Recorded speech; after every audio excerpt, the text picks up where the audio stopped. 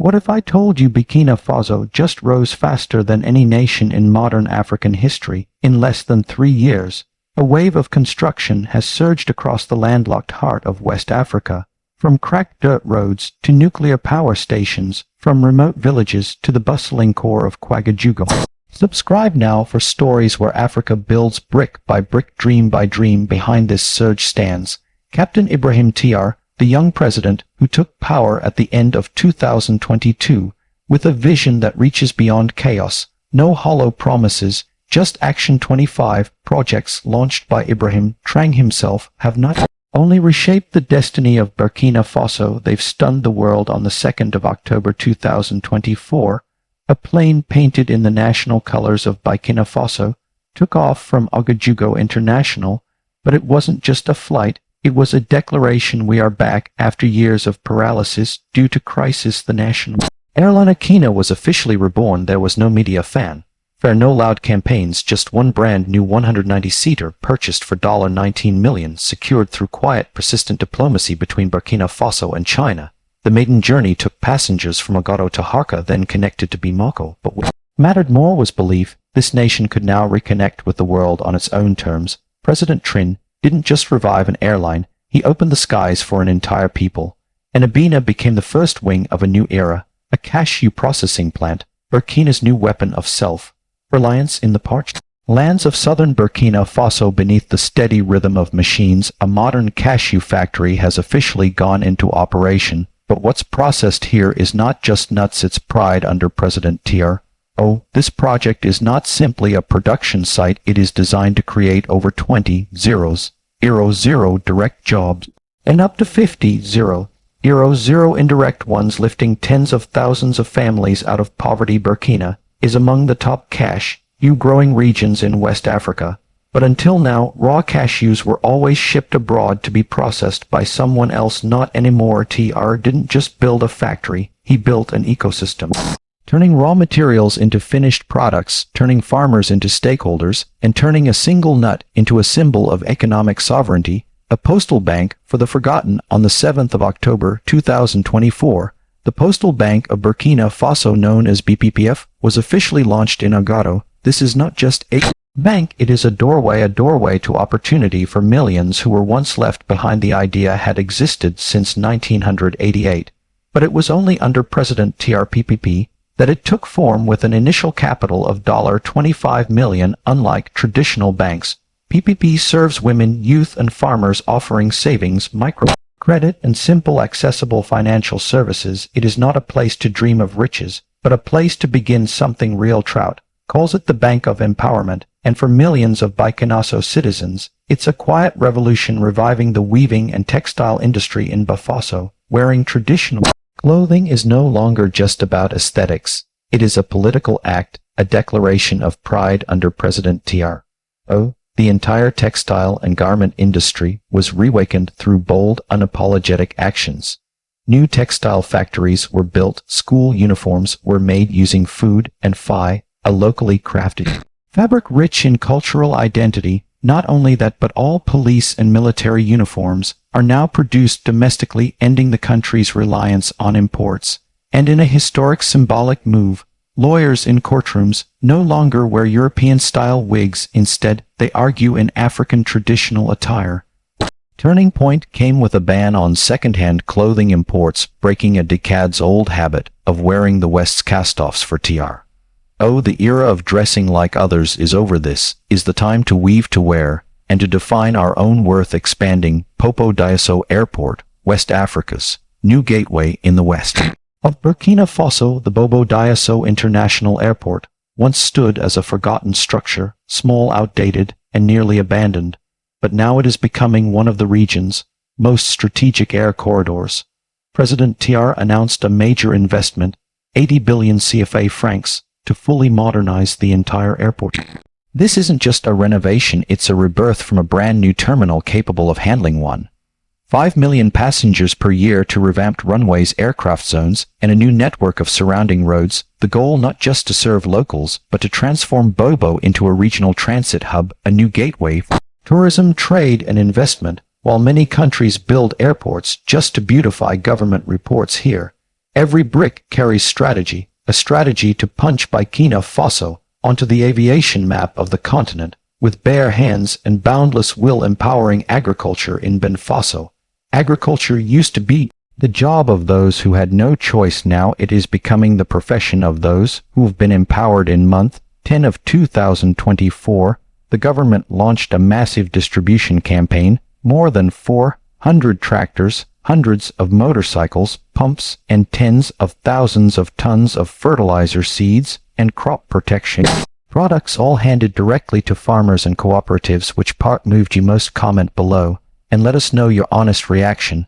But it wasn't just about tools. TR launched a historic training program. $200 million were invested to train 20,000 young people from smart farming techniques to full farm management. They didn't just study, they were granted land to begin real careers at the same time. Projects like floating smart farming barges and aquaculture feed systems are redefining what it means to be a farmer. TRO gave them more than equipment, he gave them a reason to stay, to sow, to build a future from the soil. Ouagadougou Donan Airport runway for a new beginning. The capital, Ouagadougou, once relied on a cramped, outdated airport located in the very heart of the city, overloaded and increasingly unsafe. But now a new airport is rising in the northeast, around 35 km from the city center. Ouagadougou Donan International Airport. This is no ordinary project. It is a symbolic milestone in Burkina Faso's leap forward in aviation infrastructure, with a 35 km runway expandable to 4, and terminals able to serve up to 1 million passengers per year. This airport is being built to the highest modern standards, but more importantly, the entire project uses low-carbon concrete and integrates a 25-megawatt solar power plant with battery storage, a major step forward in sustainability. It's not just a place where planes take off, it's where Burkina Faso reveals a green long-term independent vision. Traoré didn't want just a new airport, he wanted a new gateway, a new posture for a people ready to face the world with lifted heads. The birth of a sharp turn away from the old order. In January 2024, the three poorest but most defiant nations of West Africa, Burkina Faso, Mali, and Niger, announced their withdrawal from ECOWAS, the region's economic bloc backed by the West. Soon after, they formed a new alliance, the Alliance of Sahel States. This wasn't a symbolic treaty, it was a true departure from old institutions, from borrowed development models, and from what President Traoré calls disguised interventionism. AS is not just a defense pact, it is a united front for economic policy, monetary sovereignty, and regional cooperation on their own terms. They are now preparing their own bank, a shared stability fund, a biometric passport system, no more eco logos in sight, and they are aiming for an independent cyan economy resilient against foreign influence. Traoré and the young leaders of the alliance don't speak in polished diplomatic language, they speak through action. And AS is action, a bold decision to walk away in order to stand on their own feet. 1-0 social homes, shelter for those once displaced by war and hunger. Conflict and poverty had forced tens of thousands of Burkina Faso's people to abandon their homelands. They didn't just lose land, they lost their homes, and with them the feeling of belonging. President Traoré understood no reconstruction can last if people live in temporary shelters, so a rapid housing plan was launched. 100 social housing units were built across regions like Note, Blue, and Bassin, with a budget of more than 5 billion CFA francs. These were not makeshift rows of tin shacks, they were promises built with bricks, cement, and roofing steel. A promise have a place in this country. At the same time, urban upgrades began, road expansions, public spaces, infrastructure improvements. So these settlements would be more than roofs, they would be places where people choose to stay to rebuild their lives. 50 km of asphalt. When the people build their own highways from 1960, the year of independence, until 2022, Burkina Faso had managed to build just over 600 km of paved roads. 6 decades, and for millions roads remained a distant luxury. But then TR set a target that seemed almost mad: 50 km of new asphalt roads before 202x, and the most surprising Part no foreign contractors, no dependence on international experts. The Burkina Faso people would do it themselves from skill to machinery. The government purchased 900 pieces of construction equipment, launched training for engineers and operators, and mobilized young people across the nation, as if it were a national movement. Every road paved didn't just help cars move, it connected schools, health centers, markets, and futures in a land once called broken and cut off. TR is using asphalt to reconnect not only places but trust. Each meter of road laid is a step forward for a nation designing its own destiny. The Bobo-Dioulasso dry port, an exit to the sea for a landlocked nation. Burkina Faso has no coastline, and for decades that meant chronic disadvantage. Goods moved slowly. Ports belonged to other countries. Logistics costs were sky high, but now in Bobo-Dioulasso, the country's second largest city, a modern dry port is rising its price tag $253 million, strategically located near the borders of CO, Mali, Senegal, and Nitro. The port is designed as an integrated logistics hub, with warehouses, clearance zones, and specialized terminals, all of it aimed at shortening delivery times and reducing transport costs for local businesses. But more importantly, it's a mindset. Instead of always trailing behind, Burkina Faso is now building regional trade infrastructure ready to compete in a landlocked nation.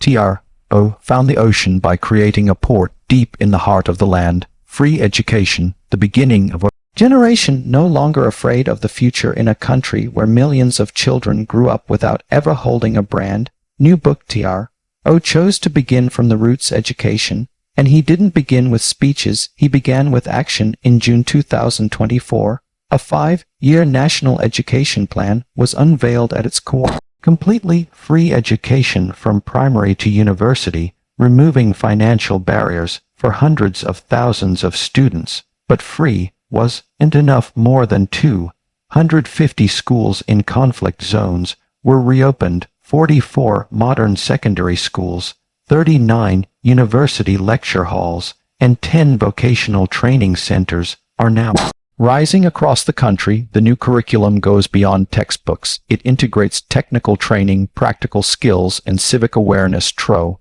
understands a nation can only stand on its own when its youth know who they are and have the tools to change their lives. He didn't just open classrooms, he opened the future for a generation brave enough to dream. Buying the Tama oil port. When a landlocked nation takes hold of volume and velocity, for Burkina Faso, a country with no sea access, every liter of fuel used to be a long journey across borders, through middlemen, and into the jaws of price crisis. But everything began to change when the government purchased the multi-purpose oil port Timé in Ghana for $70 million. US no longer waiting for neighboring countries' generosity. Burkina Faso now owns a strategic coastal facility where imported fuel is stored and distributed nationwide. Do you agree with Traoré's bold strategy? Comment below and share your thoughts alongside this. A new hydrocarbon storage center was built in the west of the country with a capacity of 104,000 cubic meters. It increases national reserves, enhances distribution, and ensures stable supply. In just a few years, Burkina Faso has gone from near total dependency to a fuel supply chain of its own, faster, cheaper, and more sovereign. For TRO, energy independence is no longer a slogan, it is a non-negotiable pillar of national freedom. A nuclear power plant, a daring dream in the heart of Africa, in a country where only about 20% of the population has access to electricity. Nuclear energy once seemed like a fantasy, a topic confined to textbooks. But President Traoré refused to think small. In July 2023, during an official meeting with Russian President Vladimir Putin, Burkina Faso signed a $4 billion deal with the Rosatom Corporation to build the country's first nuclear power plant. The goal is clear: by 2030, provide electricity to 90% of urban areas and 50% of rural zones, eliminate dependence on outdated biofuels entirely. But this is more than a power plant. The cooperation with Russia includes technology transfer, workforce training, and public education on atomic energy for peaceful use. Burkina Faso is doing what even many developed countries hesitate to do, using intelligence and international cooperation to rise, not just to escape poverty, but to lead the Thomas Sankara Memorial, reviving the spirit of a revolution. In 1987, Thomas Sankara, the young revolutionary president, fell in for years. The place where he died remained an empty space. But now on that very soil, a monumental memorial is taking shape. President TR launched this project not just as a cultural landmark, but as a historic promise. The Sarah Memorial, designed by renowned architect Francis K. spans nearly 10,000 square mi with its centerpiece, an 87 tower symbolizing the 5 heroes who fell. Sankara once dreamed of an Africa that was self-reliant, united, and free. Today TRO is turning that dream into stone, steel, and living belief. A geriatric hospital, because a nation must not forget its elders while the world speaks only of youth and growth. President TR chose a different path by building a hospital for the elderly in Bobo-Dioulasso. Burkina Faso's first modern geriatric hospital is now underway, dedicated to those who carried the country on their shoulders for decades. The government also allocated 1.7 billion CFA francs for free health checkups, medication support, and social care programs, benefiting over 95,000 retired citizens and their dependents, especially those within the national welfare system. In a place that once saw aging as a burden, the elderly are now cared for with respect and gratitude. For TR, you cannot build the future by forgetting those who built today. The Xianglongo cement plant, a foundation for a self-built Burkina Faso. In May 2025, the Shangshino plant was inaugurated in Plateau Central with a production capacity of 10,000 tons per day, sufficient to supply infrastructure projects across the nation. This is not a foreign-imposed initiative. It is a strategic joint venture between the government and Chinese investors focused on sustainable production, renewable energy use, modern emission control, and recycling of old cement sacks. The plant generates thousands of jobs, but more importantly, it sends a message. Burkina Faso no longer depends on imported cement. To TR, this is not just building material, it is the bedrock for a nation rebuilding with its own labor, its own resources, and its own pride. Italo electric car. When technology wears the Burkina Faso flag, once dismissed as a technological wasteland, Burkina Faso has now produced its very first electric vehicle. Italo, designed and manufactured entirely by its own citizens, the first 2 models, Native and Sil, were unveiled from the factory in Ouaga 2000, the capital Ouagadougou. These are not vehicles assembled from imported parts. They are the creation of local engineers, mechanics, and designers. Each car can run up to 330 km after just 30 minutes of charging, equipped with GPS, Bluetooth, and even solar charging. They are designed for both urban roads and rural paths. Italo is more than transport. It is a quiet declaration that this nation is rising not just to export raw materials, but to manufacture the future with its own mind, its own hands. Phaser, the railway that stitches a divided dream back together. Burkina Faso had no railway network linking its 45 provinces. Transport depended entirely on costly, slow, and unreliable trucks. President Traoré vowed to change that. Phaser was born, a nationwide rail system with central stations, logistics hubs, and dedicated lines for agricultural goods, minerals, and passengers. Its mission /transport costs stimulate domestic trade and awaken the forgotten corners of the land. Phaser is not just a railway, it is a new artery, a steel pulse connecting people, regions, and opportunity. It lays the foundation for a unified, modern, and resilient info, clean water and sanitation, a flow of dignity and health in many rural parts of Burkina. Clean water was once a distant luxury. Children walked for miles to fetch water from rivers. Toilets in countless villages were nothing more than crude pits. But now the country is undergoing a silent yet profound revolution: universal access to clean water and basic sanitation. With 48 million in support from the African Development Bank, the government launched a nationwide initiative installing 60 mobile water supply systems, drilling 110 large-capacity storage tanks, and building more than 13,500 household toilets. The project now brings clean water and dignified sanitation to over 500,000 people. It doesn't just improve hygiene and reduce disease, it restores dignity to communities. once forgotten Traoré never promised a paradise. He began with the most basic rights, the right to be clean, to be safe, and to be healthy in your own village. August 4th, Stadium, where memory and ambition rise again, located in the capital Agato. August 4th Stadium is more than just a football arena. It is a witness to history. It bears the name of 4th of August, 1983, the day Thomas Sankara led a revolution that changed the destiny of Burkina Faso. But over time the stadium fell into disrepair, cold, neglected, and slowly forgotten, until the president decided to completely renovate it, transforming it into a living symbol of rebirth. With a capacity of 35,000 seats, the stadium now boasts an international standard pitch, new lighting systems, digital scoreboards, VIP areas, and modern locker rooms. But more than anything, security, accessibility, and spectator experience were made top priorities during festivals or major matches.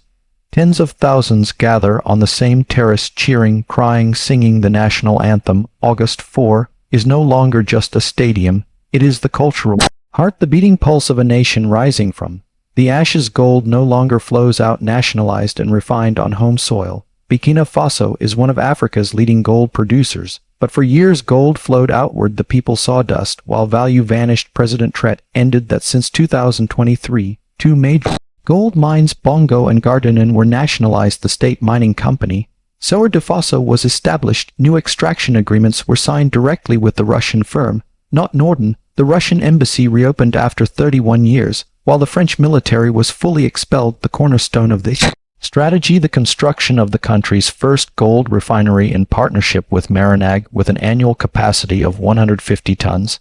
It has already created more than 50,000 indirect jobs. Now gold is not just retained, it is shaped by BK and FF's own hands. It becomes a living symbol of sovereignty, resilience, and national pride. 2 university hospitals and mobile clinics, bringing health care to every doorstep. In the past, to get a CT scan or specialized care, many Burkina Faso citizens had to travel abroad. That is changing. The government is building 2 major university hospitals, one in Bobo, 500 beds in partnership with China, one in Gawa, 300 beds serving the southwest region and neighboring countries like Ghana. At the same time, 15 mobile clinics are being deployed, equipped with ultrasound endoscopy and solar-powered refrigeration units, reaching even the most remote areas. In addition, the government has constructed 55 community health centers and 5 intensive care units, ensuring that wherever you live, you are not left out of the national health system. For TR, a hospital is not just a building, it is a way to restore trust and the right to be cared for. 25 projects, not miracles.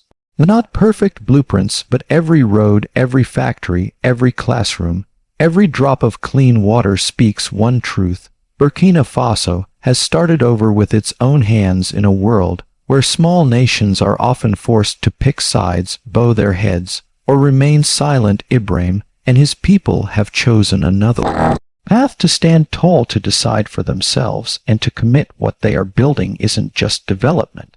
It is a powerful model of self-reliance, dignity, and sovereignty. No one knows how far this journey will go, but as of today, Burkina Faso has proven that even the places once called hopeless, with a clear vision and a heart on fire, can rewrite their story. What about you? What part of this journey spoke to you the most? What does it mean for a people to rise not through permission, but through purpose? Share your thoughts below. And if you believe the time has come for a continent to define her own future, type Africa rises. Like, share, subscribe, not just for this story, but for every story that dares to imagine an Africa unshackled. Thank you for walking this path with us. We'll see you in the next chapter, where sovereignty speaks louder than silence.